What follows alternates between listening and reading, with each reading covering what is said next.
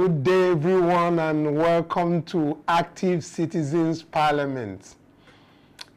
On our way done, good morning, afternoon, and evening. Today again, we want to talk. And today's talk, we'll go share ideas of what is going on. We'll be talking more about the rottenness calculations for 2027. That is the Tinubu's grand chessboard.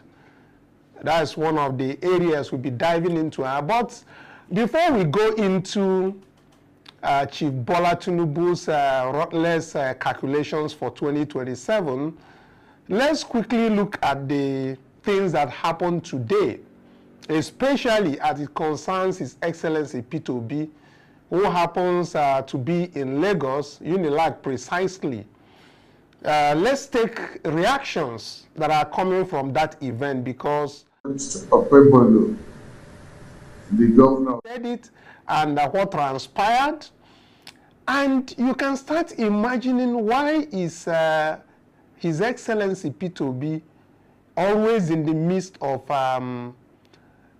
nursing homes, going to nursing schools, kind of motivating nurses in Nigeria, across Nigeria. I'm not just talking about in the south, in the north, just everywhere around Nigeria. He keeps donating.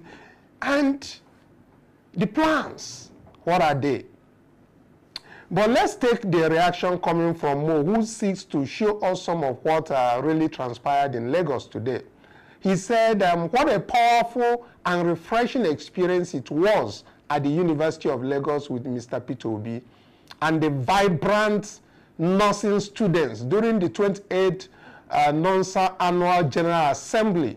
The energy in the room was electric, and the dame, empowering nurses, a catalyst for sustainable healthcare in Africa.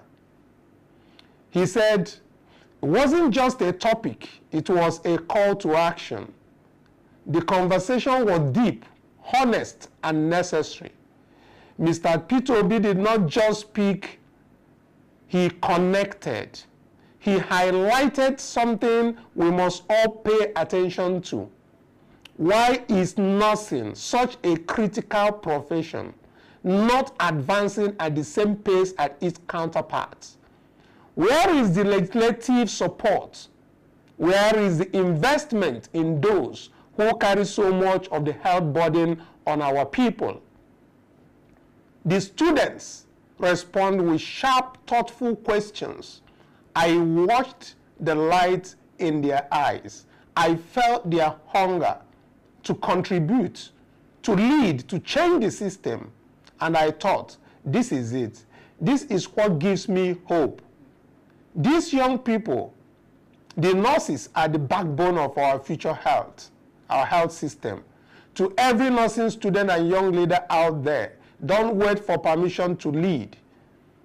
Own your space, demand more, create solutions. You are not just part of the system, you are the heartbeat of transformation. This moment at UNILAG wasn't just an event, it was a spark. And from that spark, I believe a fire will rise, a fire of reform, equity, and innovation in healthcare across Africa. Let's keep pushing, let's keep building, because the future is not something we enter. Well, I think Dr. Mo had explained it all. And he, of course, will be looking at more of this nursing thing with Peter Obi. Maybe we'll get it. Now, let's look at the other issues about the questions arising from Kenneth Okonkwo's being received by His Excellency Peter Obi back to the Labour Party fold. I'm talking about whether you call it the function of the Nenade Usmans, because we saw that happen yesterday where they converged at Transcorp Hilton, and we know obviously before now Kenneth Okonkwo had denounced his participation and his being part of the Labour Party. He actually resigned But when we see the gathering of Peter Obi, Labour Party, Dr. Oti, and the rest, we see that Kenneth Okonkwo was there. So that got many Obedience talking again. Questions were asked whether Kenneth Okonkwo is back with Labour Party. Is he had previously resigned, is he back? But I want to remind us to understand that Kenneth Okonkwo was very explicit about why he is leaving Labour Party and why he is no longer going to be a spokesperson for His Excellency Peter Obi. It was very clear. I want us to just take a sound bite before we dive into the issue of Tinubu's Grand Chessboard, which is the ruthless calculations for 2027. Let's take a listen what he said before and when he had left the Labour Party. Let's take a glance and view at that before we continue. Non-existent, because it's purporting to have a leadership that did not emanate from the people. I was the presidential spokesperson. I was not aware that we were doing a convention. So which convention brought the executive you're talking about? If was not aware of a convention held, then you can imagine the ordinary Labour Party members. So as long as you are saying that there is a leadership under Abure, I put it to you that there is no leadership under Abure. So it's either there is a leadership under Nenadi Usman, or in my own opinion, there is no Labour Party. I have said it and I'm saying it. At any point in time, that by crook or by any way, Abure succeeds in establishing himself as national chairman, that is the day that I end everything about Labour Party for myself. I have said it and I'm saying it again. You will leave the party? I've already left. That's the issue. Once it is Abure, I said I am not a member of Labour Party under Julius Abure. So I've already left. Will this impasse? Yes. I'm trying to think of any way it can be solved. My brain is not brilliant. The only way it can be solved is for the courts to do the right thing. Will the Labour Party? It was not Labour Party. Will you people get this thing together? Will this party be together and ready for 2027?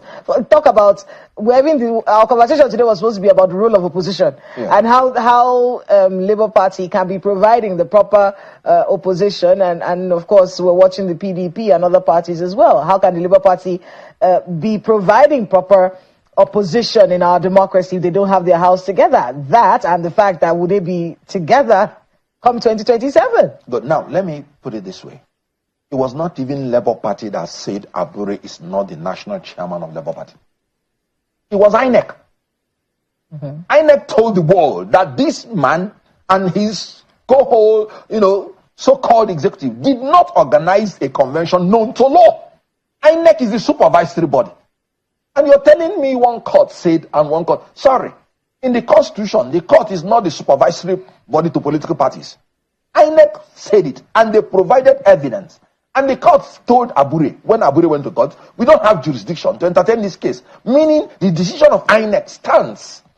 And when there is no leadership, according to INEC, what happens is that the people have gone to choose a caretaker committee to now organize the convention. It ought to be a very simple thing. But because the so-called executives must have been aligning themselves with the ruling party, in my own opinion, and that's why I said, you should not blame the ruling party. When somebody is now an outlaw, he goes to submit himself to the ruling party, and the ruling party will gladly welcome the person, because they will now use him to destabilize the party. So what happened is that there are willing collaborators in Labour Party, led by the so-called executives, who have submitted themselves to APC for help. The ruling party. Do you have any proof? And they are being used. Is there actual proof that these people? Do you have names? Now let me give you proof. Okay. Before the purported convention, they were saying ticket is reserved for Peter Obi. Ticket is reserved for Oti. When INEC declared their seats vacant, and these people went and constituted a caretaker committee, what were they saying? No, the ticket is no longer reserved for anybody. The ticket is now reserved for APC. If it is no longer reserved for anybody, in my own opinion, it's as simple as that. Because you cannot approbate and reprobate. You cannot say you're reserving this ticket for this person when you were not having problem. Then you start having problem and you're saying you're abandoning the person. So who are you now liaising with? And then the court will give a judgment and put one sentence that is an abracadabra that nobody will understand. Imagine a court saying, I'm hearing that the first time in my life as a lawyer. A court is saying this case is not justiciable.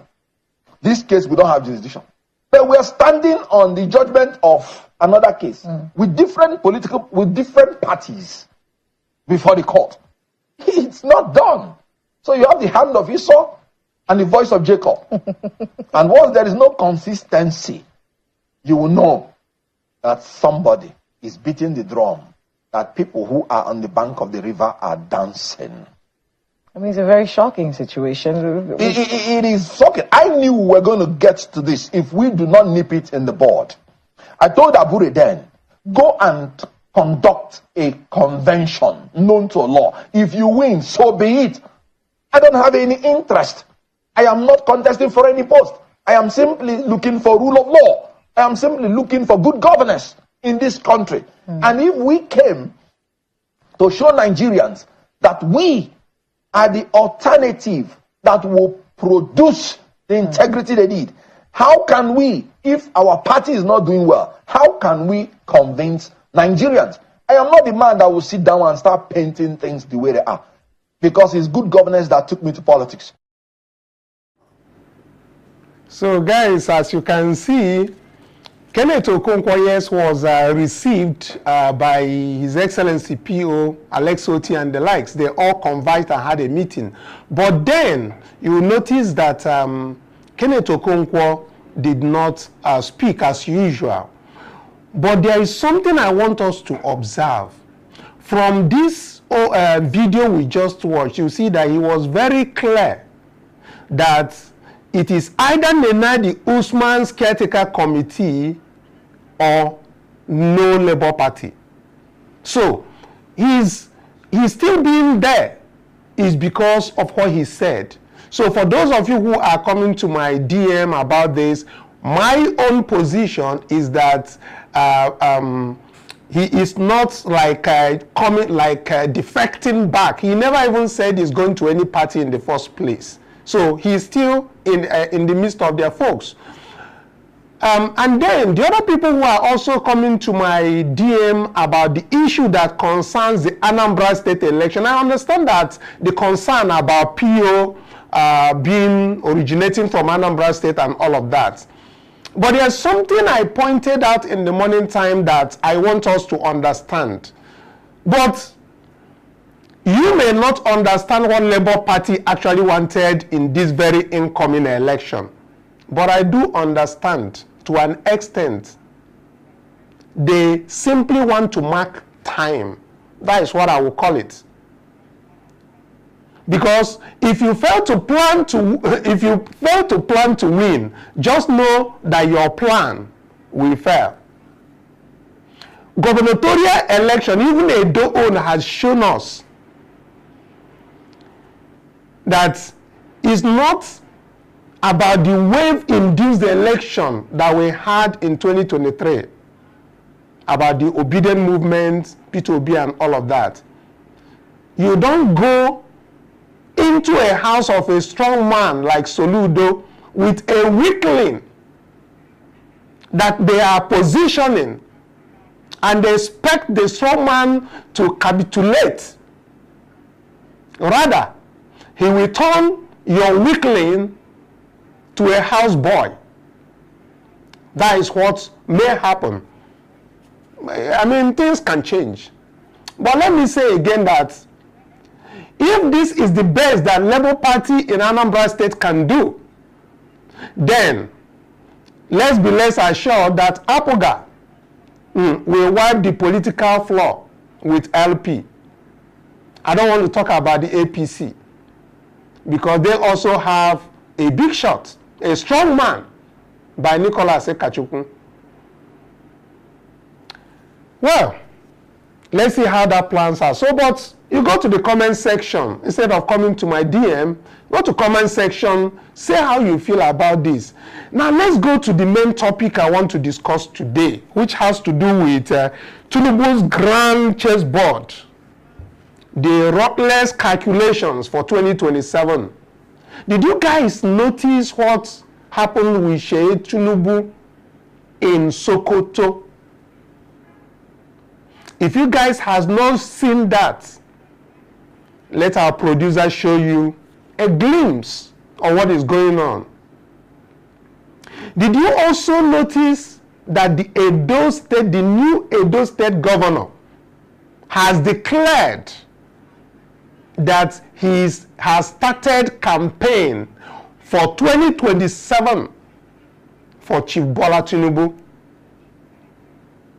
This is a governor who is, who said he's going to abide by the Constitution of the Federal Republic of Nigeria, who knows the electoral law, but came out openly to say that he has started campaigning for 2027 for Tinubu. Then, for those of us on these very calculations, I want us to go to the comment section and we start this discussion.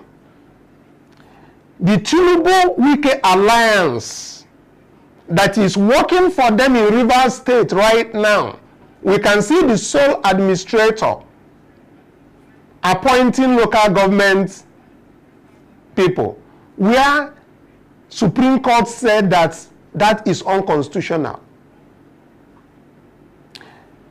This Tinubu-Wike's alliance is not a political partnership. I want us to understand it, please.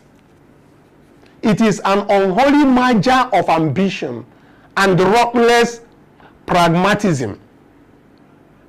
Together, they have reduced Nigerian politics to a zero sum. Winner takes it all. A dangerous, short-sighted strategy that threatens democracy, economic stability, and national cohesion. But while Wike plays this game for relevance, that is what is happening right now. That's what he's doing. Tinubu is not doing that. Tinubu is operating at an entirely different level. His moves are not reactionary at all.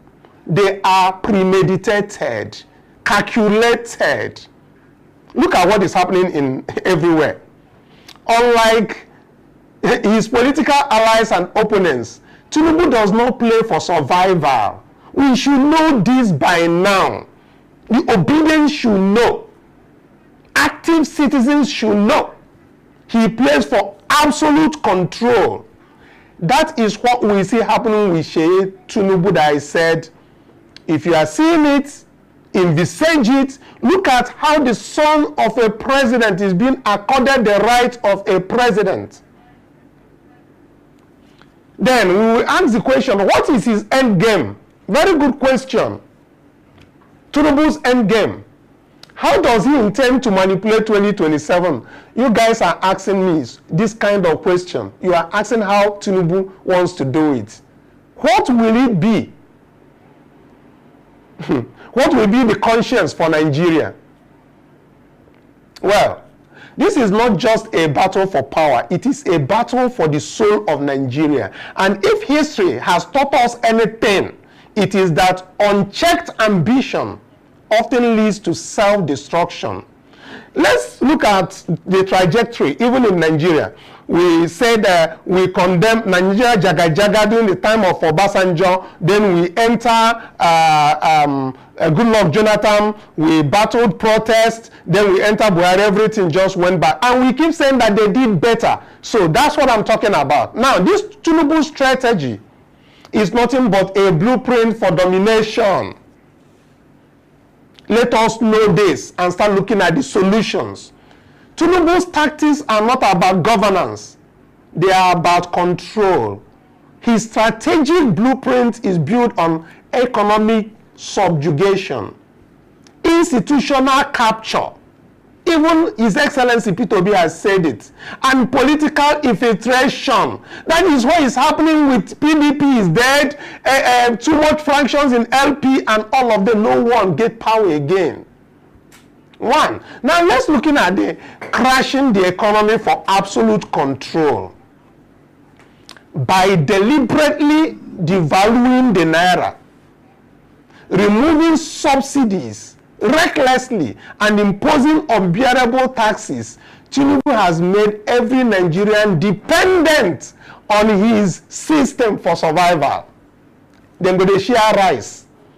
Every time, anywhere where you hear them go pack rice, go give people. Then go they rejoice.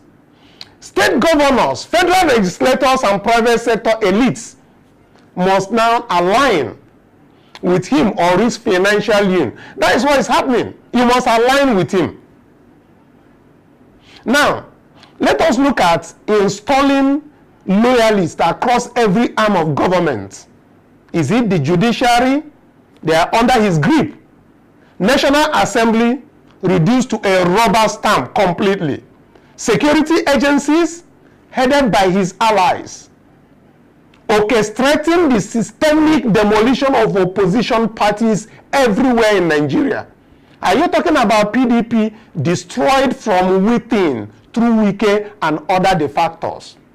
Labour Party, no be with the talk, they are kept under constant pressure, while P2B faces relentless sabotage. Do we talk about the NNPP? They are confined to Kano State without any national structure. Now let's look at him mastering the electoral manipulation. We take the Edo State election as a test run. That is what he did. And he went to Edo and categorically said he's going to give it to Edo. That is a test run. A shameless demonstration of rigging that no serious president should even associate himself with. The 2027 election will not be a fair contest. Let's be clear. Let's be honest with ourselves and look at the way forward.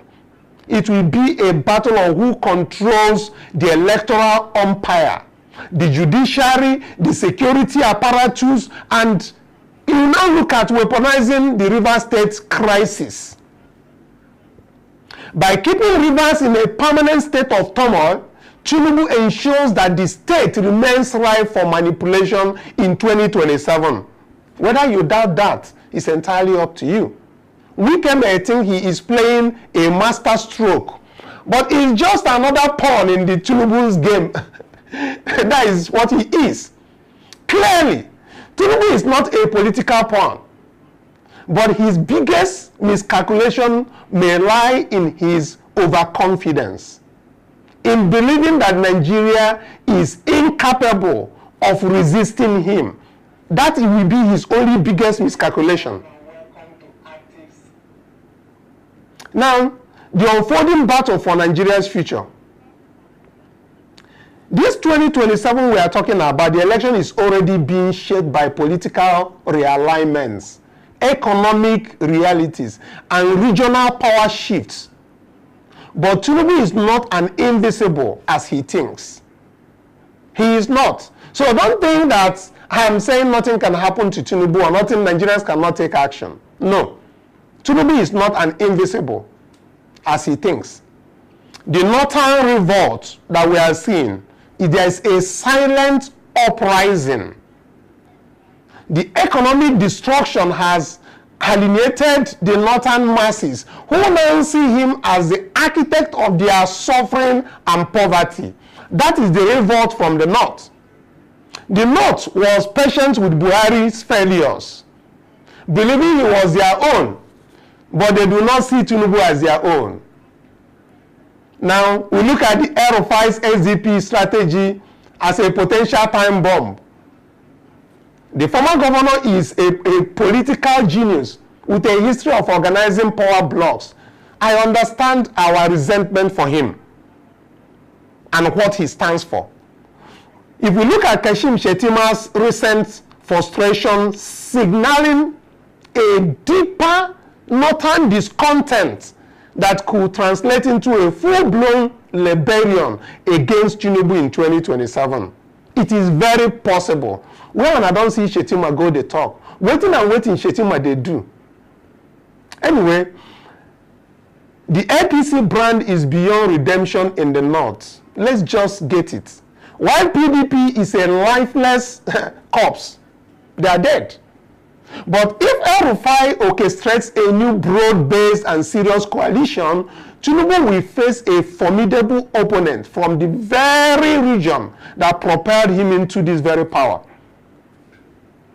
Now, let's look at it from the south side. Okay, the Igbo factor is a political wild card.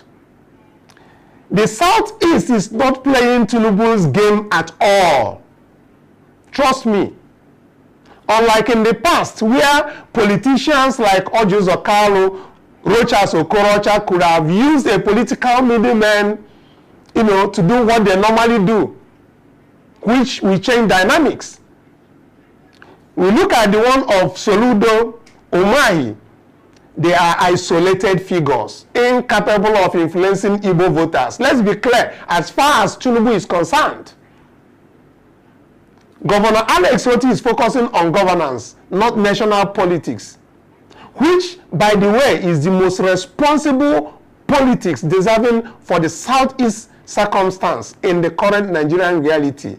The Igbo masses remain overwhelmingly loyal to Nnamdi Kanu and Peter Obi, because they are still observing sit at home every Monday. That's why I mentioned him.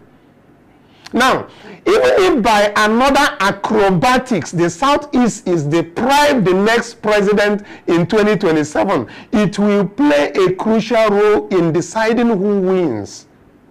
And Tinubu is not their choice. Trust me, Southeast will never take up Tinubu.